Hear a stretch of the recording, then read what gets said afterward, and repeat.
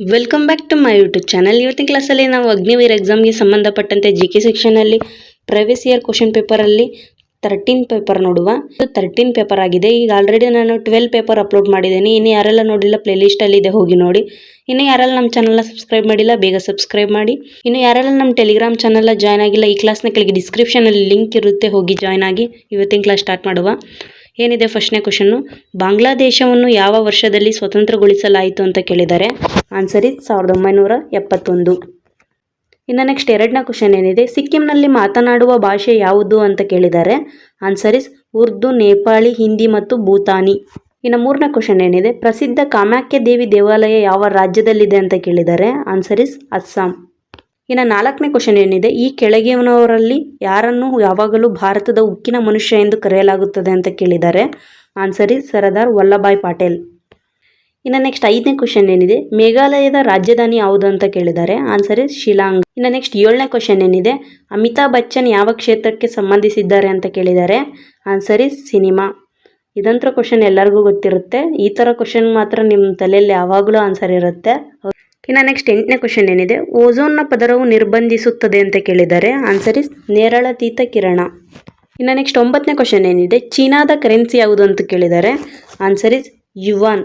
Currency ಮೇಲೆ ಮತ್ತು largest biggest ಮೇಲೆ ಕ್ವಶನ್ ಎಬ್ಬಿ ಬರುತ್ತೆ.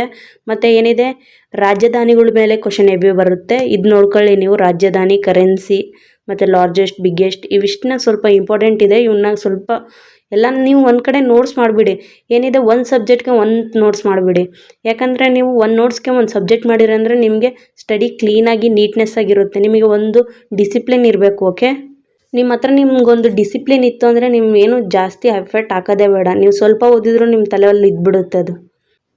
ನೀವು ಯಾವ ಥರ ಅನ್ನ, ಸಾಂಬಾರು ಮತ್ತು ಚಪಾತಿ ಮತ್ತು ಎಲ್ಲನೂ ಹೆಂಗೆ ಸಪ್ರೇಟಾಗಿ ಊಟ ಮಾಡ್ತೀರಾ, ಹಂಗೆ ನೀವು ನಿಮ್ಮ ನೋಟ್ಸ್ ಏನಿದೆ ಆಲ್ ಸಬ್ಜೆಕ್ಟ್ಗೆ ಬೇರೆ ಬೇರೆ ಸಪ್ರೇಟಾಗಿ ನೋಟ್ಸ್ ಇಡಬೇಕಾಗುತ್ತೆ. ಓಕೆ, ಇನ್ನು ನೆಕ್ಸ್ಟ್ 10ನೇ ಕ್ವಶನ್ ಏನಿದೆ, ಗೋವಾದ ರಾಜಧಾನಿ ಯಾವುದು ಅಂತ ಕೇಳಿದ್ದಾರೆ. Answer is Panaji. ಇನ್ನು ನೆಕ್ಸ್ಟ್ 11ನೇ ಕ್ವಶನ್ ಏನಿದೆ, ಸಂಸತ್ತಿನ ಕೆಳಮನೆಯನ್ನು ಏನೆಂದು ಕರೆಯಲಾಗುತ್ತದೆ ಅಂತ ಕೇಳಿದ್ದಾರೆ. Answer is Lok Sabha. ಇನ್ನು 12ನೇ ಕ್ವಶನ್ ಏನಿದೆ, ಮರದ ವಯಸ್ಸನ್ನು ಇವುಗಳಿಂದ ಸೂಚಿಸಬಹುದು ಅಂತ ಕೇಳಿದ್ದಾರೆ.